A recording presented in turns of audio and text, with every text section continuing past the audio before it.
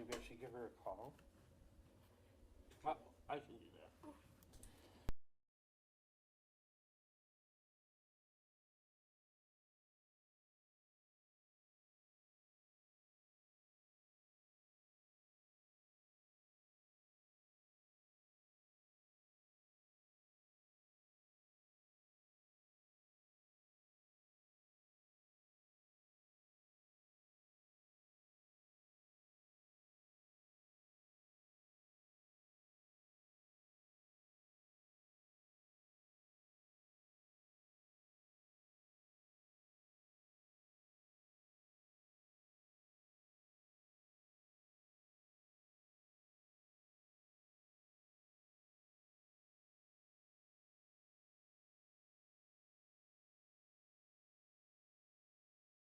Okay, I guess it's 7:30. I'll call this meeting to order.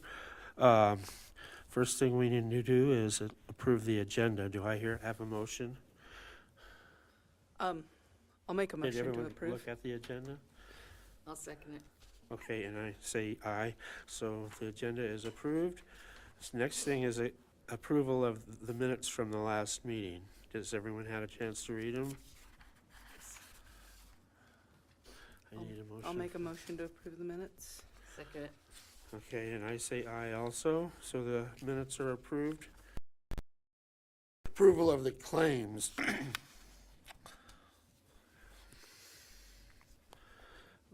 And this would be informational of that there's, you want to do that first? or- We need to approve the claims. Okay, okay. Well, I had only one question.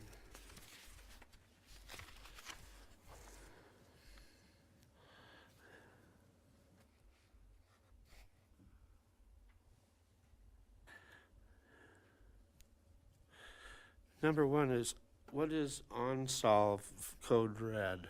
Yeah, I was just gonna ask that one. Code Red is the program we use when we do a mass notification. So that's a software that you need. Yeah, when we have a water break or whatever, we can notify just the affected residents, or we could do a citywide mass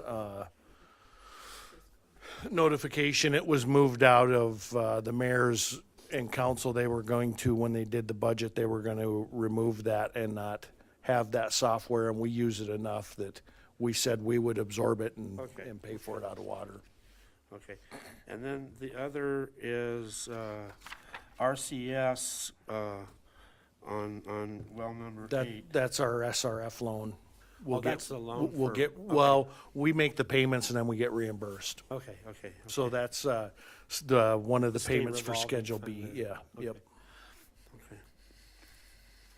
Explain that again. What the state does is they lend you money, and then you have to but you have to agree to pay them every once in a while, right? What's And that? then you get paid back. Then yeah. About 30 days and we get reimbursed. Yeah. Those are all my only questions. Anything, Bernie? No. Approve. Second. Okay, and I approve too.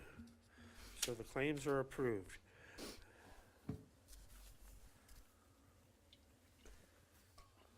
And you guys, thank you for catching that. I brought that up at the last meeting, the information on the duplicate thing. So, next is the city finance officer's report. Well, this morning we have write-offs to approve, I see that. and we're up quite a bit. Last year was, I want to say I saw 2,000 something. It was way down, and I think what the difference was there is Jen got on the phone and just Jenny got on the phone and made a bunch of phone calls and got a lot of it collected.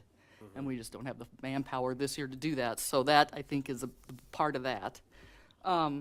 Anything that is final bill date before October has already gone to collections. So once we write these off, the rest of them will go to collections. We don't, once they're written off, they go off the books, but we still try to collect on them. Yeah, you have a collection agency that you Right, turn them yep. over to. Okay. And the couple other things that have made this high is we've got some estates, and they put them on the availability, and then that availability just builds and builds and builds. Yeah, this is what we talked about a couple of months ago about we need to write these off every year. If we close the account and we continue to, it's an active account and we can't turn it over to collections, or in the case of the two with the estates, we need to actually put a lien on the property recorded at the courthouse so that when it sale happens that we're made whole. And what happened, like a couple of these, the sale went through and we didn't have that done. And certainly, we can't, then the new owner comes in and is like, hey, oh, by the way, you have a $6,000. I mean, that's not fair. They didn't know that. I mean, it'd be different if it came out of the sale of the property, but to just say, hey, oh, by the way, so those will end up just writing off. There was, I think, two or maybe three of those. 2 or 3. But moving forward, we're going to make sure that we write those off at the end of every year, and then we can go place the lien. Yes. Until the estate sells. Yep. Right. Yep. So I just need approval for this, and once you approve it, then it'll go to council. We need you to recommend approval to Recommend the approval. council. Okay, so what we need is a motion to recommend approval to write off these write-offs. Okay. 2024 write-off. 2024. I can make a motion to recommend that we Ask the council. ask the council to write off these write-offs from 2024. Is that correct? That'll work. That'll work. I second. Okay, I guess I approve too, so that's, the write-offs are approved. Any customer concerns? Nothing at this time. Call to say it's too cold or anything? Right. Okay, I guess Todd, you're up.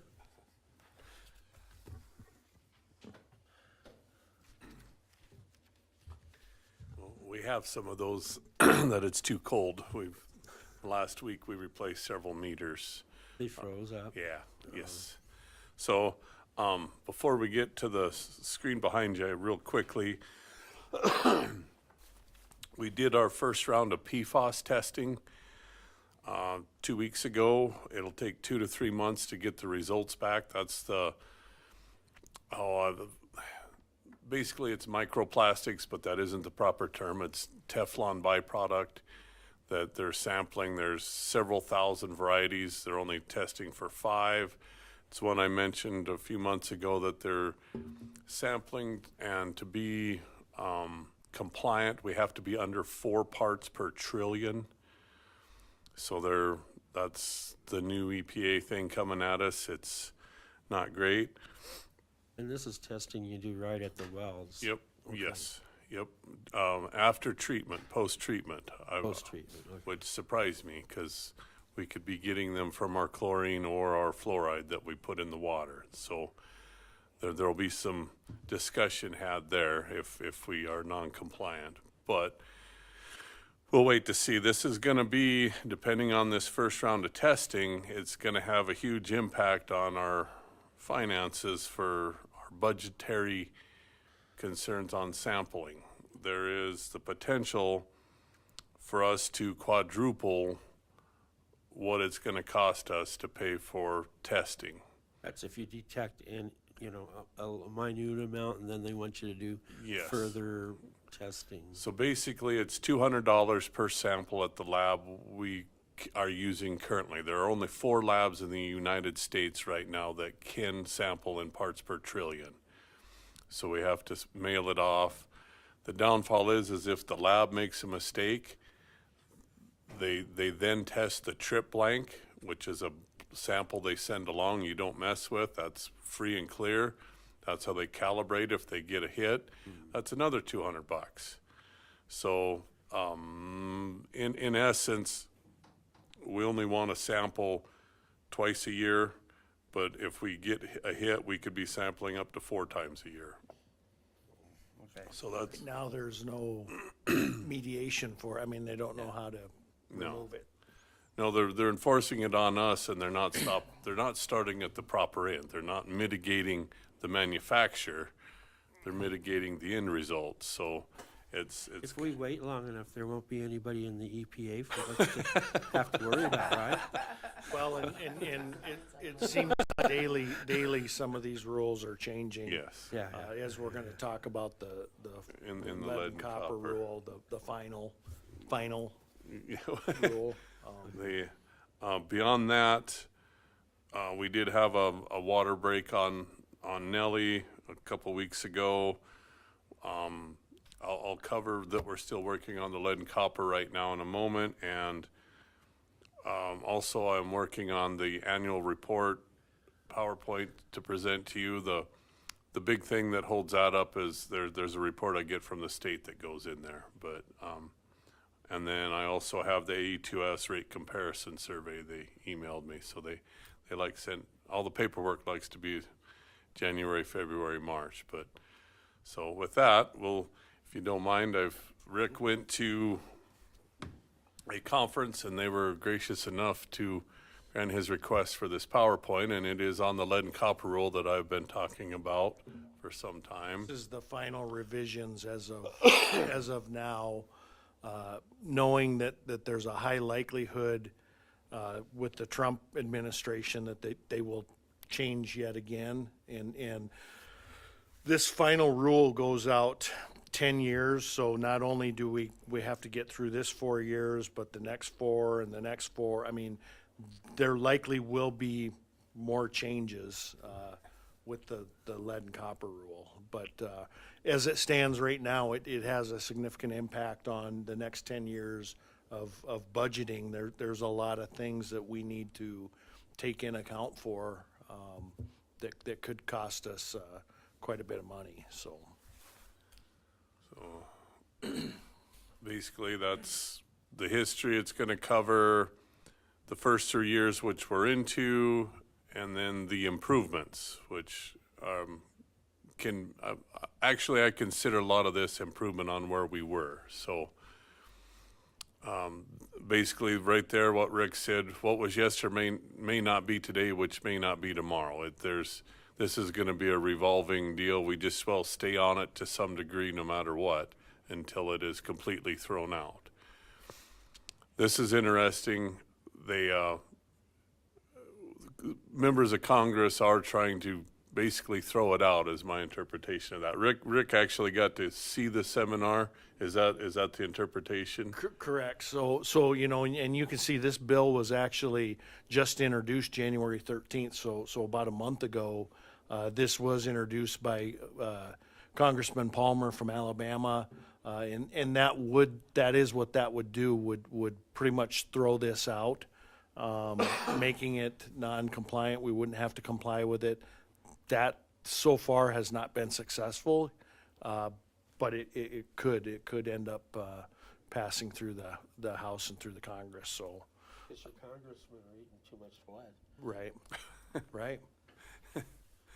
So the American Waterworks Association did the petition. They're our primary advocate group, a lobbyist, whatever you would like to call them. They're not wanting us to have to replace the private lines. That was in the original rule. The 10-year deadline seems a little ridiculous, and it's just it's costly on everybody's end, no matter who has to replace it. This is a never-ending deal in an older infrastructure. So what this new revision says that the municipality is responsible from the main all the way to the penetration of the home, even though the service line is the property owner's responsibility. This particular rule, as far as copper and lead service lines, says that the municipality is responsible for that. And I know one of the numbers that they gave out was Brookings has already been looking into this, and the cost per service line that they had calculated was almost $28,000. So You know, you think about it, if you have 7,000 accounts and say you have half of them, say you have 3,000 of them that you need to replace, and part of the replacement will be if you can't prove that they're not. So the categories that we have are, we know they're not, or they are, and then we have what the category of unknown, and those are the ones that are gonna hit us, is that we don't have the ability, and again, even if we dig up at the curb stop and we know what's on our side, we don't know what's on the private property. If it's labeled as an unknown, we're gonna have to, within 10 years, replace that. So, again, you know, you could probably look anywhere from 25 to, I would say, onwards of $50,000 per service line that we have to replace. You know, that's gonna be a significant amount of money for the city of Sturgis. We could just tell everyone to move out of town. Right. So it's a very complicated rule. The interpretations they vary greatly, unfortunately. I right now, and it'll come up, the primacy agency for South Dakota is still the EPA. Our state Daner people do interpret it, but they're not the enforcement. So therefore, their interpretation is not final. They don't have the final say. That's something to keep in mind. It's just really hard. It changes a lot. All the utilities are impacted. You know, we're not a huge staff here. If in 10 years we have to replace 1,000 lines, it's not possible. I mean, we could roll everyone in, every division under Public Works, and we won't be able to do it. I mean, it'll have to be contracted out, which in essence adds to the expense. I mean, you've got that. This is a great quote. It took us close to 100 years to get all of these lead lines buried, and now they want us to pull them out in 10 years. That's the whole deal in a nutshell. You can't. Goes to show the magnitude of what we're talking about. Are we talking statewide here or We're- national? We're talking national. This National. is a national EPA, this is an EPA mandate, and it's national. It comes from the drinking water problem that they had in Flint, Michigan. Flint, Michigan, is what Yes. produced it. So it's very similar to the lead paint rule that's national. They used to use common sense and said that if your water produces scale, which our water does, then you're not gonna be getting lead in your drinking water at the house, even if you have lead lines, because the inside of those pipes will be coated. And as No common sense left anymore. and with that, I mean, the lead lines in Sturgis, they don't exist. I have yet to discover a full. Our biggest impact, as Rick stated, is going to be the unknowns that we either prove up on or replace. There's also another category that is galvanized requiring replacement. What that is we do have galvanized lines, and if they're upstream or downstream of an unknown or a known lead line, they say you have to replace it. So every one of those is in an area where I have unknowns, therefore they fall into the replacement category right now. So we are working hard to get ID'd on all of the unknowns. At the end of the initial deadline, which was October 16th, 2024, the compliance date, we were sitting on about 2,400 unknowns. So it's not great. Not a great time of the year to go knocking on doors to check out. Yeah, and a lot of people aren't around. Unfortunately, we got a lot of seasonals we got to schedule with. You know, they're looking at trying to make it easier. Let us understand what the requirements are, because it does change. There's a change coming up in this that is bothering to me, and then they want to speed up the replacements. I don't know how they plan on doing that. That's working on rescinding the lead copper rule except for. These are the things that were already enacted, and that's the initial service line inventory. That's done. Okay, they want us to make the inventory publicly available, and that is available if you go to that survey page that the state has. It doesn't list by address, but if you click on the dot, zoom in, and know what house You you're can after. search by address. You can now? They have updated, okay. It's waterpipe.com. Yes, sdpipes.com, SDPipes.com. I believe. You can search as the database is updated, everything goes in there, you can actually search by address and find out what the status is. Yes, okay. And that's maybe gonna help us in the long run, the long haul, because I could see there being issues with selling a home with an unknown or a known lead line. I mean, that's probably good business anyhow. Another one is the notification within 30 days for all lead, all GRRs, galvanized requiring replacement, and unknown. We've already done the mass notification on that. That'll be an annual situation every October. And then the tiers, that's gonna come with sampling. Tier 1 is, I believe they cover that in here in another slide. That is going to be a known lead line. They are tier 1. They have to be sampled. And I believe unknowns fit into that and GRRs fit into tier 1. Therefore, if they exceed, right now it's 15 milligrams per liter. If they exceed that, we have to notify them right away. It's gonna change to 10 milligrams per liter. So there's gonna be modifications coming. Once again, so they're putting a compliance date of November 1st of 27. So that means we have, in essence, a little under 3 years to determine all of our unknowns. Which right now we have, how many unknowns do we have? I haven't, yeah, we're getting it whittled down. I really plan on within the year having it to where we're in the hundreds. This rule applies regardless, I mean, all you have to have is one.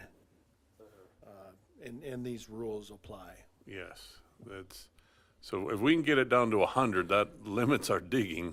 I mean, you gotta look at the bright side. It's not 2,000, But so. the bad part is some of the reports and the action items, we have to have an action plan prepared for, even if we have 10, and that action plan could cost tens of thousands of dollars. I mean, I don't know that we would write that in-house. It would have to be something that we would hire out. And there's a lot of parts and pieces that go along with it. So even having one could be almost devastating for communities like Sturgis or smaller. And that's a lead line, any lead. That's an unknown. Any If you have an unknown. unknown, or if you have an actual lead line, yes, Yes. you would either need to get it replaced and repaired prior to that In 27th. order to take it off the unknown list, you have to dig up the service line. Right. And test it to see if it has lead in it. No, I'll just you look at it. can visually ID it. Okay. If That- it's- if that's- it's not- what if it's a copper line? We're okay right now. They call it the lead and copper rule, but right now they are solely focused on lead. There is a small amount that they are modifying the MCL, maximum contamination limits, on copper, but they're not as worried about copper right now. I think what it came down to was the leaded joints. Yes. The old copper had leaded joints. Yeah, because they had lead solder. Yes. Yeah. And there's a portion in there about that. That's gonna bite us in the behind as well. Oh, yeah, because, it depends on, when did they quit selling? Nine- lead solder? 1988. Yeah, because it was quite a ways. Yes. So that will fall into the tier 1 as well, anything built prior to 1988 that has copper plumbing.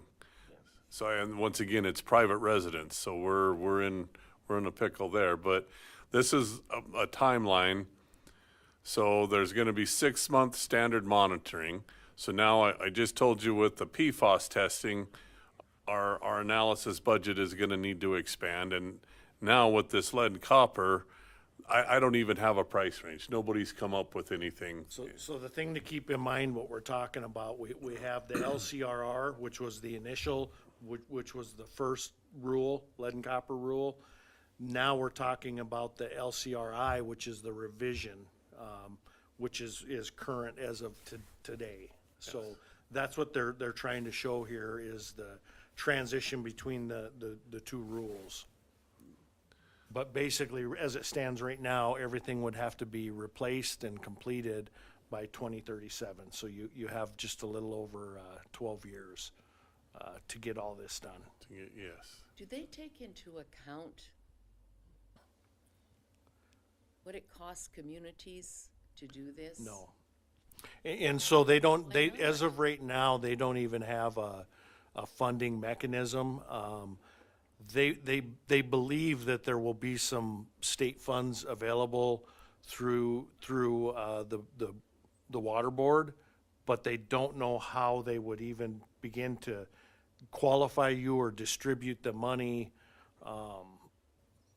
There's a lot of unknowns, and I talked to both Mark Mayer and Andy Broles, and you know, both of them said, you know, this thing is horrible. We don't agree with it, but it's what we have right now. There's a lot of gray area for interpretation. They haven't even addressed the sampling of schools and daycares, which is coming. You see that timeline shows it in 2032.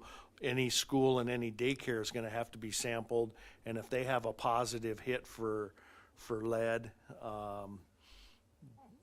they don't even know what they're going to do if they end up with a positive. No, the other one that's been thrown out there through all of the other conferences I've been to is hospitals and nursing homes. They're focusing on the schools right first, but then that's the next thing coming. So with all of this, I mean, we got that covered. So yeah, basically by 27, we're preparing for the improvement of the rule, which is in effect. I mean, unless they repeal the whole thing, this is our baby. Basically, we've already covered all of that. There's the lead and copper standards, maximum contamination limits. So there's your tier 1. We have to notify them within 24 hours of us finding out that they have that high of a lead content. And of the lead sampling we have done, we've never been close to that. So, I mean, that's not... We don't know. But how would you get it back in 24 hours? we have to notify them when I get the results. Notify the sampling point, so the samples are first draw, which means they have to come out of the first thing in the morning. You have to you can't run your water and let it, you know, run. You can't run a bath. You've got to draw it right out of the faucet very first thing That's where I sat in the service pipes. So line. that's where you're gonna detect the lead and copper, is from it sitting in the pipes, not moving. So then when they email the results to Rick and myself. We have 24 hours to make those notifications. Yes, yep. The good thing is there's gonna be an asteroid that may hit the Earth in 2032. And if it hits it, it could take out a whole city. Maybe it'll hit Sturgis.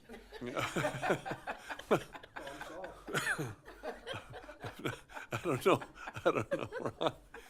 So, as Rick had said, there's, by 27, we need to come up with a replacement plan. Well, we're like every other town around, municipality in South Dakota, and I'm sure nationwide, we're still trying to figure out unknowns. You can't have a replacement plan till you know what you got. The only way we can avoid having to develop the replacement plan is if we have no lead lines found in our inventory, no galvanized repair and replace, and no unknowns.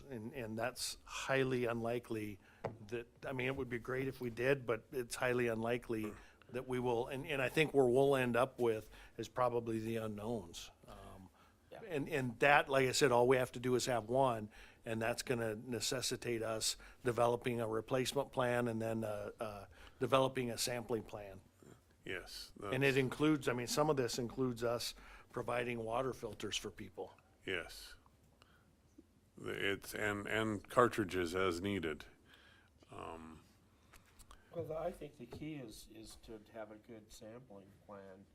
And that may cost us a lot of money, but we'll have to dig up a lot of the unknowns and determine that they're not lead or copper. Well, yes, and the sampling plan is gonna come no matter what as well, and it's a randomly generated, yeah, it'll show us that as well. I mean, you've got great answers, I agree fully, but that isn't the supper they're feeding us. So we have to notify them every year if they're unknown, galvanized, or lead.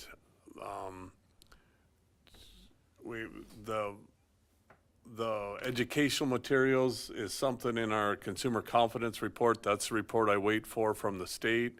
We're gonna have to add aspects to that. Notification of customers who initiate new service at site with lead. So basically that's where the map goes. So if you just moved to town, just bought a house, we have to let you know that, hey, boy, you've got a mess here, but you really don't, but according to the EPA, you do. So you bought a house with a galvanized line. Everything right now is to the penetration in the house, so even if the house is plumbed with lead and copper lines, that's not in effect right now, so, which is weird because you're sampling out of those same, so you could get a hot sample and we really could be okay from the house out to the street. Yes, and they still want to make us, they're still working on making us responsible for premise plumbing, i.e. the internals, Only to the penetration. only to the penetration, but. That's a new change Okay. is the municipality now, and again, regardless of ownership, will be responsible from the main to the penetration in the wall. Okay, And everything on the inside, they're leaving out. now, but they will still fall into the sample site procedures, Well, so. they will, yeah. Yeah, Yep. so now, my understanding prior to this was the baseline survey was what I submitted earlier this year. Now, they've adjusted, our baseline survey is due November 1st, 27, which isn't a bad thing. That gives us 3 more years to determine our unknowns. And we actually have direction at this point. So here's an interesting deal. The total number of inventories in South Dakota is 471. The total number of service lines is the 322,000. We have 10% of those, believe it or not. We as South Dakota. Yeah, well, that's South Dakota, but Sturgis itself, we were on about 3,200 service lines. So that's kind of was interesting to me out of what was submitted. We had, on the survey I submitted, we have 0 lead lines. Galvanized, unfortunately, through our door-to-door, we're gaining galvanized lines penetrating the house. We're probably at about 40 of those. The non-lead is irrelevant. I mean, that's great. The unknowns, unfortunately, we were at about 2,400 when we started after the initial survey. And of course, that's preliminary, but it's probably about as up to date as we're going to get till July.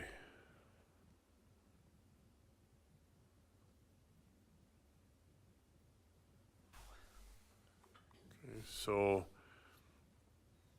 and this is just the same thing. I mean, we're doing the door-to-door, any of our construction projects, anything we can discover, we're using.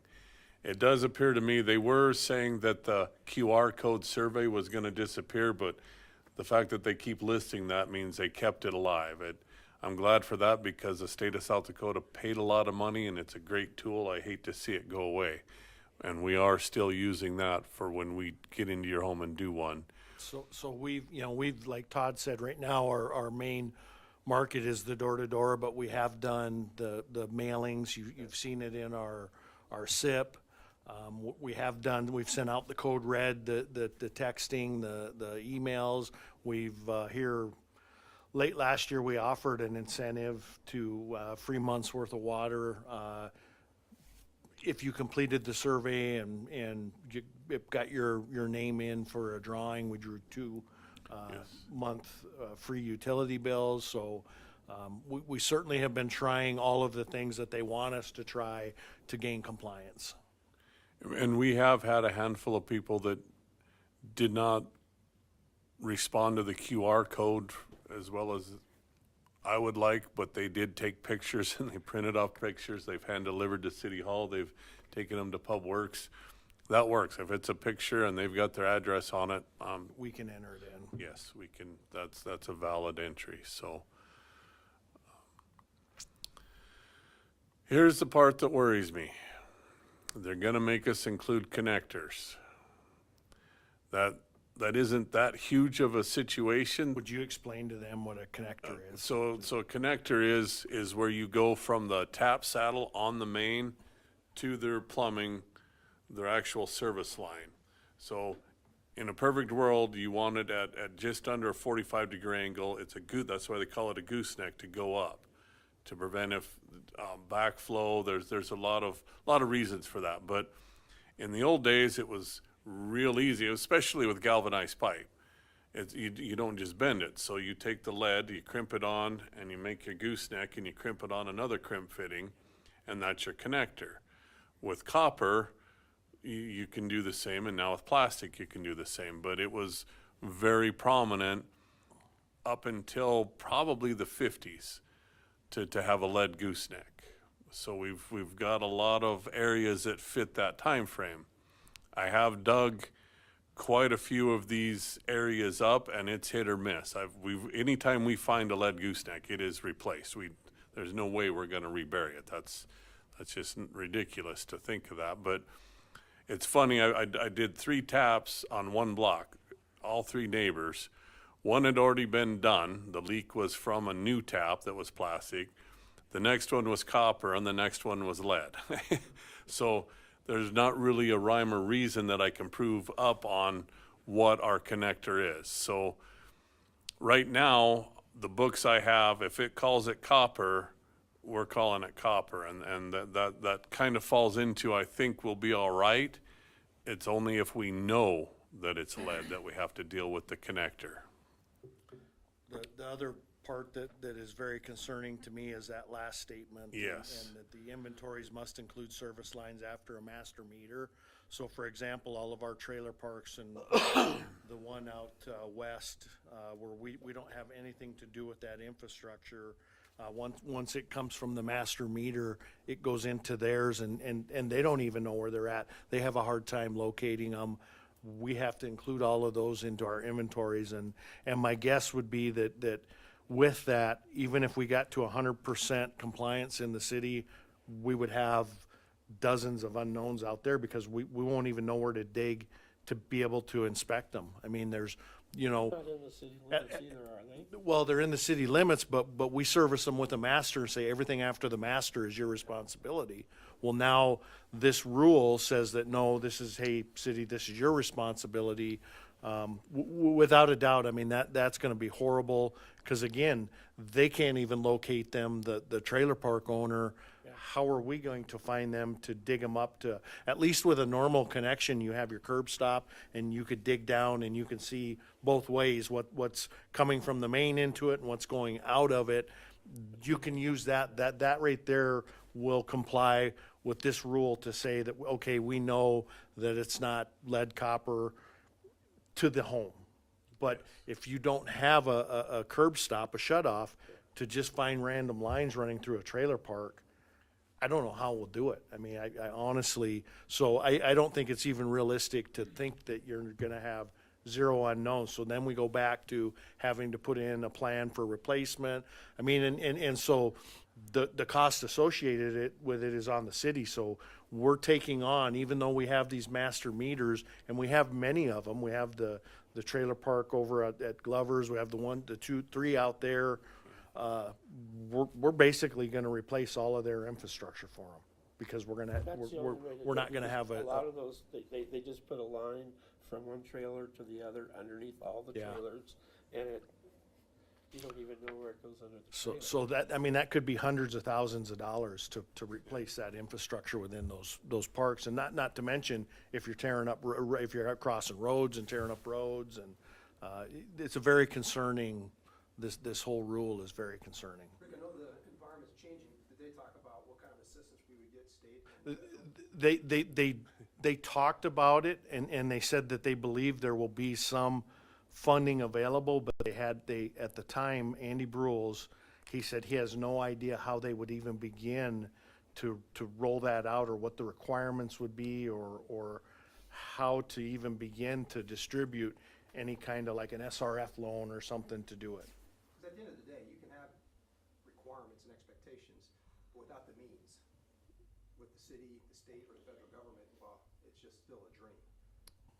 Oh, there's the new prison money. Yeah. Well, and one of the statements that was made on the funding was until they actually have knowledge of what's there. I mean, you can't determine funding with all the unknowns yet as well. So, until we all find the unknowns, the funding is gonna be, The other thing that would include also would be any apartment complexes, like the Yes. apartments on the end of West Main. Again, even though we have for individual meters, we're gonna be responsible for all the inventory inside of it. even the high rise here.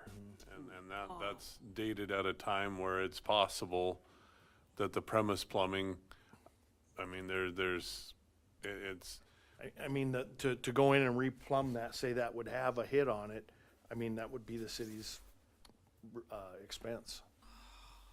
Under this rule. yes, it doesn't show the whole thing. This is the spreadsheet I've been working on.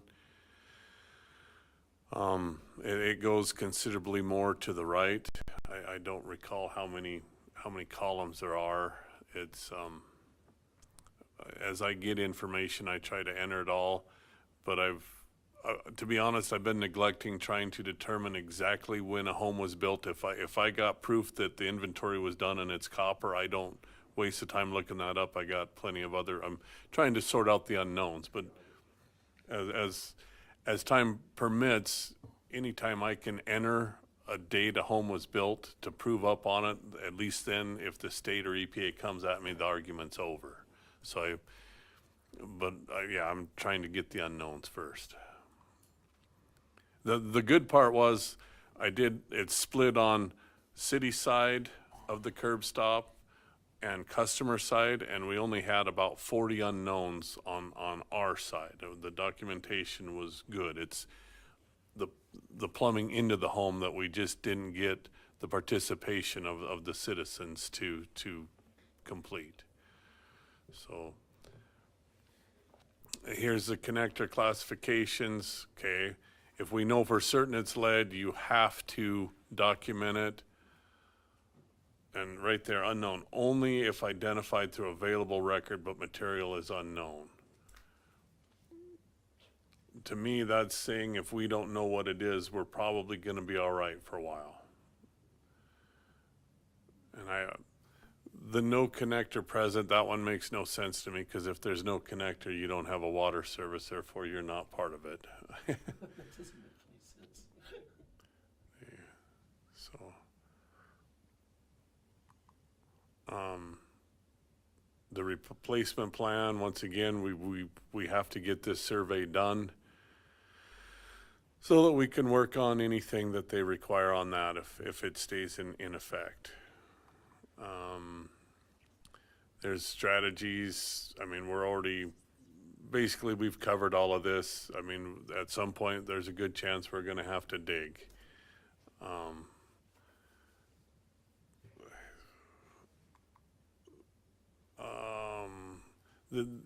This is interesting because we need to know what the laws are about digging on private property, especially if they don't want us to. I mean, how do we stay compliant?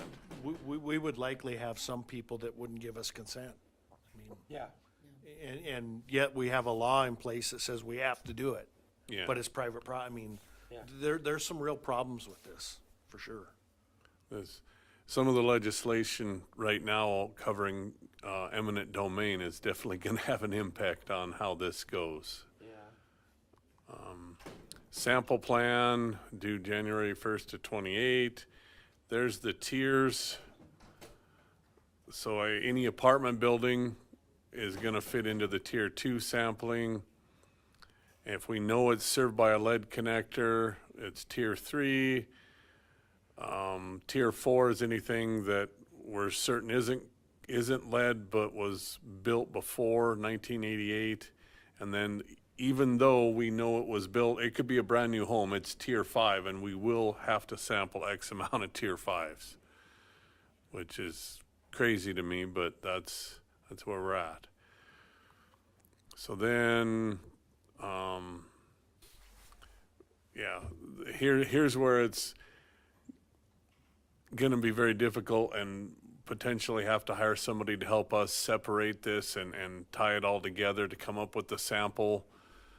And of course, it's gonna change over time. You know, no pun intended, but this has to be fluid to do it right.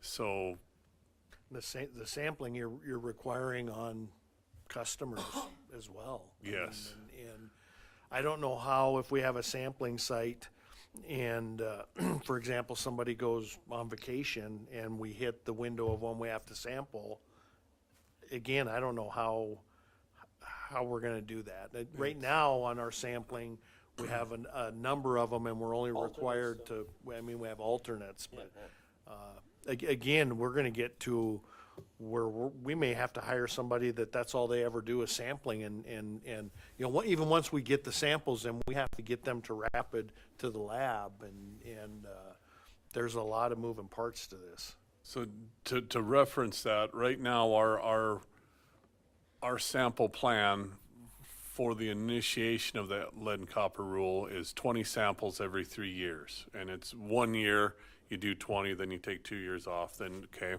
So it took us 6 weeks to get all 20 samples last year. I mean, and it's in July and August, and some of the sample sites are related to the rally, so it is fortunate it's summer, we can catch them. Well, the problem is you have to take a sample bottle over, and then you have to tell them, you gotta get your sample first thing in the morning and don't run any water. Right. And then you have to come back and collect the sample, so it's not like going to a place and to their outside tap and just getting a sample. Correct. I mean, it's a struggle. It's a big, And it's, I believe it was what they were saying, three bottle, I mean, it's more than what we're sampling now. It's like 3 liters. there's gonna be several different samples as well. Well, it's coming up here. They're just giving some dates. Hell, this is telling us how we have to replace the lines. So you have to reach out 4 times using two different of the methods that we talked about before, whether they're email, whether they're door to door. You have to do that 4 times per year using and document 2 of the different methods that you use. Yes. And once again, we hit if it's a vacant home, a rally rental, man, we're gonna struggle. I mean, we have an address to mail them, and we can attempt to call them. We generally have a phone number for the owner, but they don't always answer. So here's what they're telling us, the removal. So the lead or GRR, removal of a portion of the service line. So we have some that are mixed, like our half is copper, their side is galvanized. That may fall into that category. We have to supply educational material, and here's where the pitchers come into play. A filter pitcher with 6-month supplies of cartridges. And Buy pitcher filters. yes, It'd be cheaper for us to buy bottled water and send it out to all the residents and say, this is all you can do. I think there's an ulterior motive with the pitcher filters. I got a suspicion they'll have us collecting the cartridges for sampling, but that's just maybe my skepticism of the EPA on this issue. But they, and then you still, even after you replace the outside plumbing, we will still have to monitor their levels for 3 to 6 months after the fact. So, and they don't, this one kind of bugs me because they don't want a partial replacement. Well, if we're copper from the main to the curb stop and we're funding replacing the galvanized from the curb stop into their home, but the way I read this means no, they want us to run that extra, tear up the asphalt. I mean, and at the same time, we're doing this, and if we're doing it, say on Nellie, where it's an old line or Cedar, we're tapping into some of the oldest lines in town. I mean, if we're going that far, we just well hopefully they give us funding to replace the whole darn main. Cause it's, these areas, we're gonna tear enough of the street up. But you might as well replace it. Exactly, but now we went from millions to multi-millions so. And then, of course, here's the next beautiful part that might catch us. The copper action level will stay. They're gonna remove the trigger level. Remove the requirement for goal-based for the trigger level exceedance. That probably applies to premise plumbing. That part I didn't understand. I didn't get a chance to ask you, Rick. The practical quantitation level for lead. So if we're under 5, we can maybe reduce monitoring, is that? That's what they were. Okay. So the 90th percentile, they dropped the maximum contamination level to 5 milligram, or micrograms, not milligrams, micrograms per liter. So if we have a 10% hit, the 90th percentile, then we have to do a public notification for the whole town. And then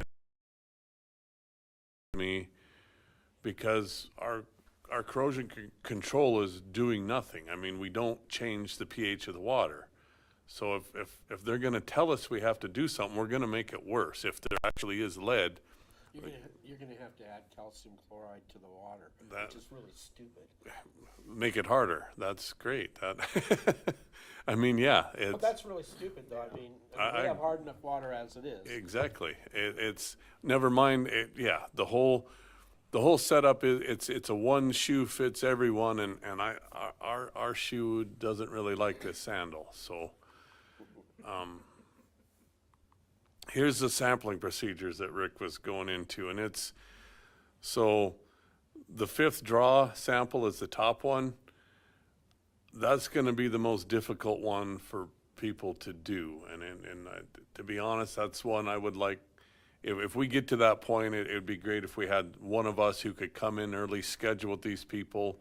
You don't like being in their home at 4 o'clock in the morning, no more than they want us there, but at least we can get it done right and maybe get off the sample site. Yeah, that's ridiculous. I mean, asking somebody to sample 5 liters of water, I mean.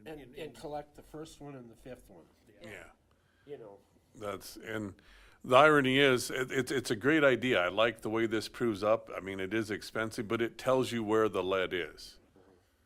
That's the whole concept between the 5th draw. And my understanding is you have to give them 5-liter bottles and marked 1, 2, 3, 4, 5, and then you take 1 and 5 Yes, it's, is what you send in for the test. We Yeah. collect all 5. yeah, Well, they wanna see what the difference is running 5 liters of water through your yeah. pipes. Well, and they do claim that will, granted, they need more info than that, but they can measure the from the main into the house, and if it's. Place where the lead is. Yes, so, because one of the things that could come up, if it gets down to a 0 detect, which is what they were originally after, the old brass we have in town, the curb stop I showed you last month, there's potential for a hit just because of the non-lead-free brass that was planted for 100 years. That wasn't modified till, I believe, 2002 was when they mandated no more Lead in the brass. in the brass, correct. That's, so, here's the monitoring frequency. We would fit into the deal of 40 sites. And if we were good enough to be compliant, we'd go back to where we are, but this is gonna be annual sampling instead of every 3 years. And if we continue to have hits, This is every 6 months. or yeah, this is every 6 months. Twice a Yes, year. yep, I did forget that. They did change that. It's, So we're gonna double, even if we're good, we're gonna double our sampling. yes, well, Well, we'll more than that, because now we do it every 3 years. yeah, So it'll be we'll- 6 we'll- times. We'll 6 times the sampling that we're doing normally. So yes, it's, that's a good way to make friends in town. The validation, that's basically everything I'm entering, I consider to be validated. So solder, anything prior to 1986, has the possibility, to have lead in it, right? So that's what we're dealing with.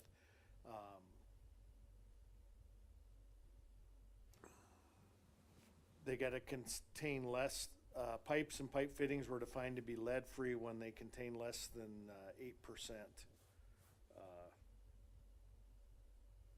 That's oofta. So, again, and the point we're just trying to make is Nightmare. like I said, there's some significant this. ramifications to this rule. Yes.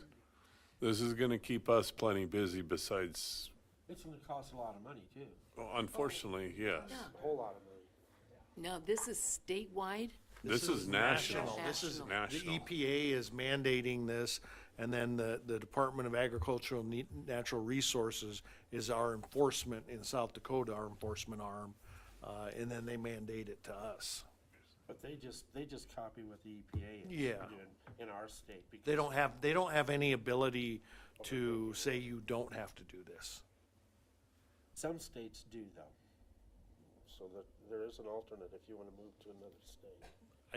I don't think any states are exempt. No, Oh, they're not exempt from this lead copper rule, but there are some states that manage it all on themselves.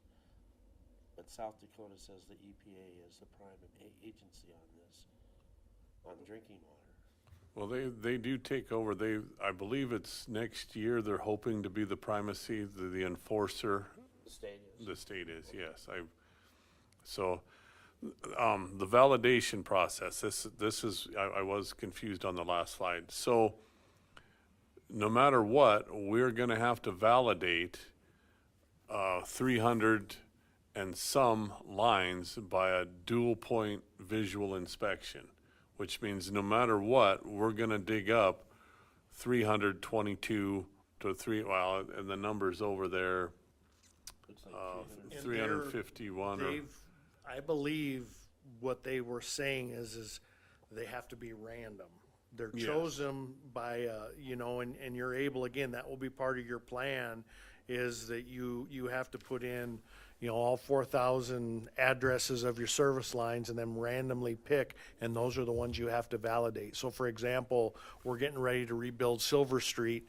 We can't choose all of those houses in a row, even though we will be able to validate them on both They have to be sides. randomly They're picked through all. random.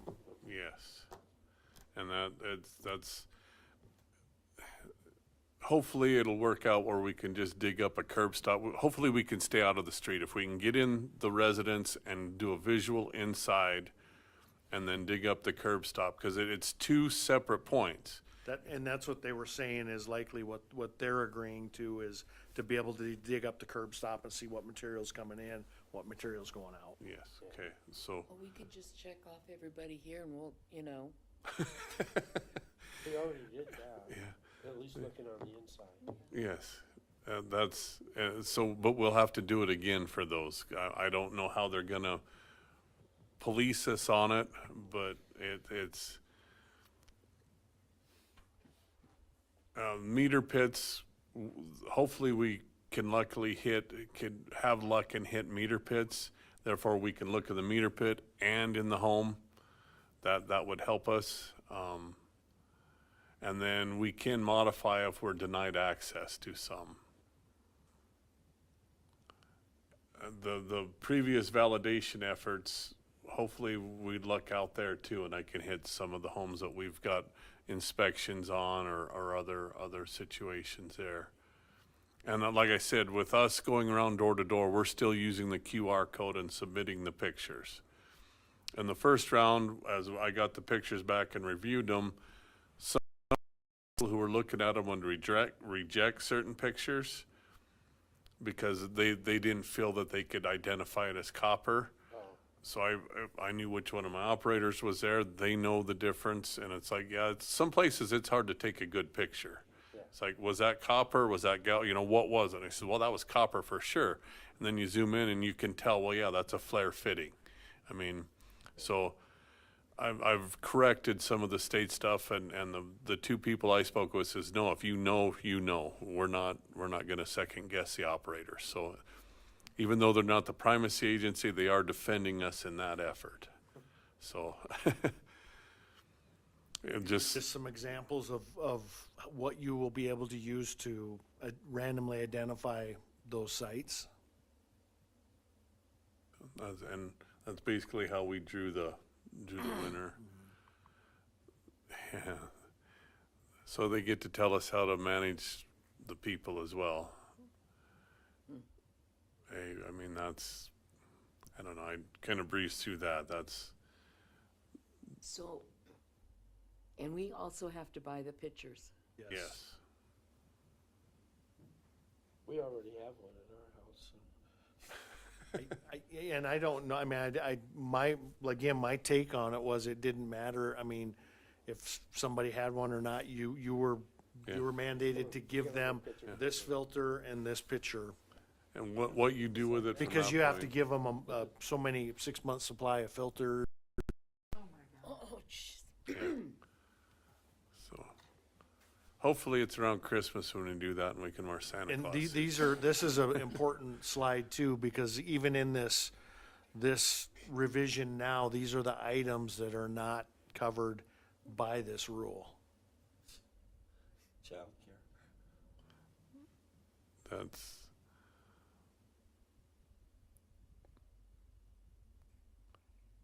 Yeah, they're not, so the two that bug me go together, the corrosion control requirements and the optimum water quality parameter monitoring.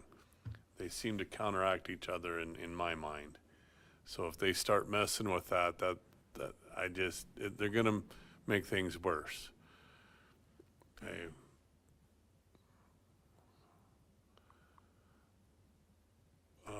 That's just basically going through everything again with my terminology, kind of.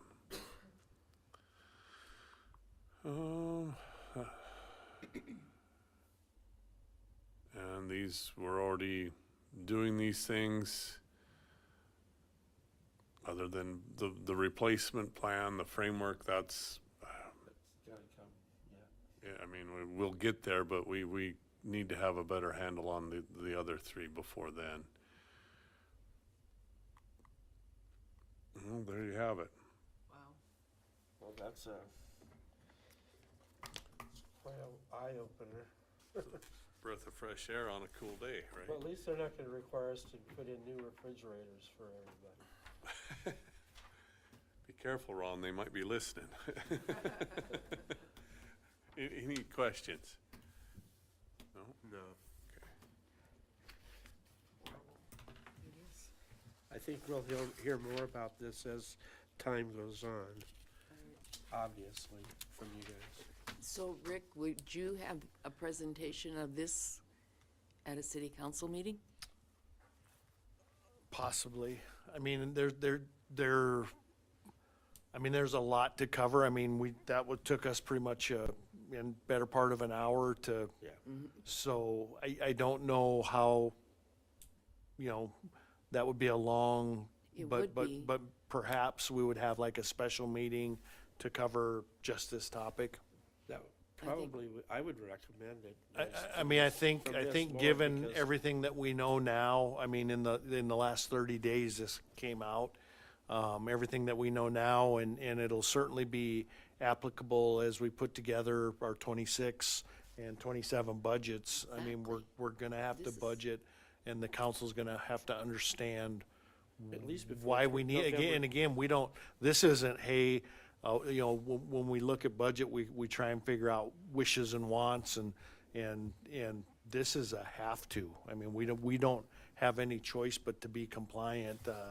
Again, if we're not, we'll face the likelihood of being fined, or they could tell us to shut our water system. I mean, the gamut is open, and again, talking to Mark Mara, he's just fit to be tied. He doesn't know how we're gonna accomplish all this stuff. Who is Mark Mayer? Mark Mayer is the head of the water. Remind him his In dad, Pierre? his dad. His used to dad be is on Dan. this- On Dan. this board. Yeah, down there. Is, So, okay, and he's in Pier. yeah, he's the director. Okay. So, yeah, it's not a good thing for sure. And again, this could all end up going away, but we got a plan that it's not. I mean, or at least in some form or fashion. It depends on who in EPA Elon Musk fires. Yeah.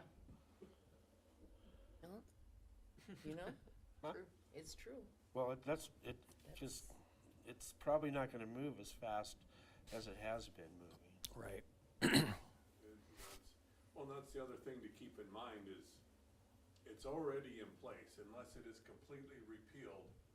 That's true. The steps are gonna happen. Which there's that bill 18. I mean, they're trying to do that, but whether or not that passes or not, we won't know for a while yet.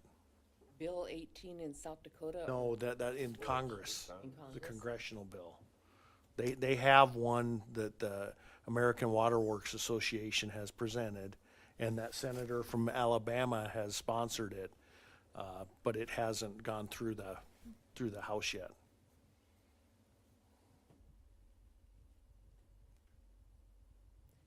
Even at that, if it is passed, I mean, that's great, that's a reprieve for the time being. But it can always come back. Yeah, we don't wanna just ignore it and hope it goes away forever. We need to be a little proactive, maybe. Well, the good thing is we know where our unknowns are. Yeah. I mean, There's some communities that simply haven't even started this. But we know we have 40 unknowns and we know at least where they're at. And so that's a good thing. Okay, is that a House bill you were talking about? Yeah, A House bill, the number 18. 18? And that's DC.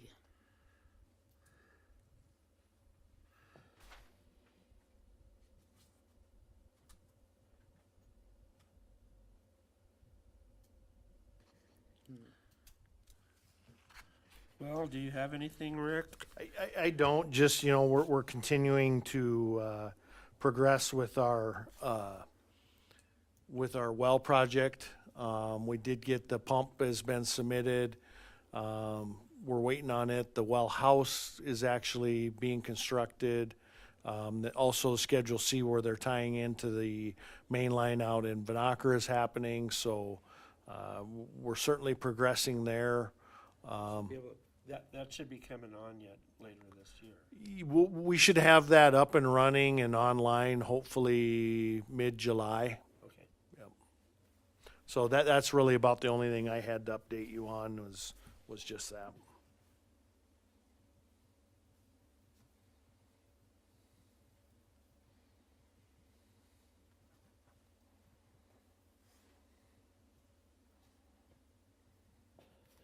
I assume we don't have any public hearings? No.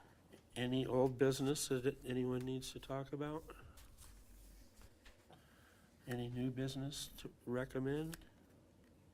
Any other matters that come before the board? I assume we don't need an executive session, or? No. I'll make a motion to adjourn. A second. And I agree. When's our